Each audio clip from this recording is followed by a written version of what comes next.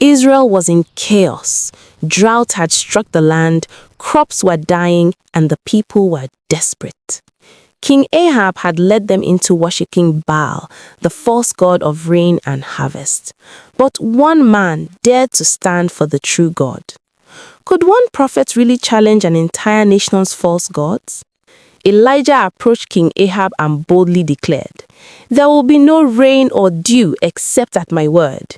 A simple declaration that shook the kingdom and angered the prophets of Baal. One man's faith versus hundreds of false prophets. Who would win? Elijah challenged the prophets of Baal.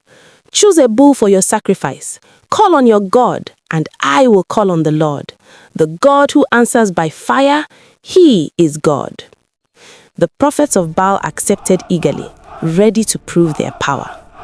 This was more than a contest. It was a battle between life and death. Morning to noon passed. The prophets of Baal shouted, danced, and even cut themselves. But nothing happened. Not a spark, not a flicker. The people began to whisper. 450 men and their God remained silent. Then it was Elijah's turn.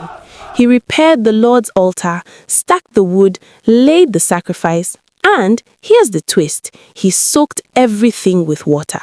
Not once, not twice, but 3 times. The trench was filled and the crowd gasped. Why would a prophet soak his altar in water? This made the challenge impossible by human logic, but perfect for God. Elijah prayed, "Lord, answer me so these people may know that you are God."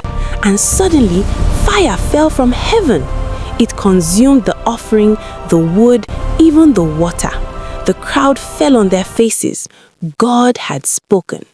Fire from heaven, a miracle that no one could ignore.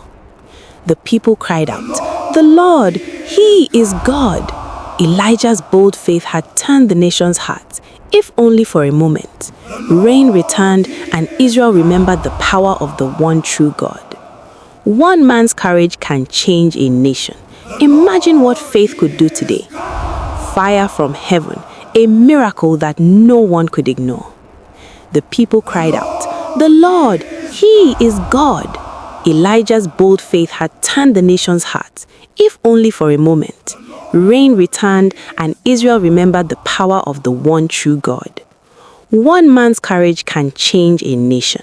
Imagine what faith could do today. Fire from heaven, a miracle that no one could ignore. Elijah's story reminds us, faith isn't measured by numbers, it's measured by trust.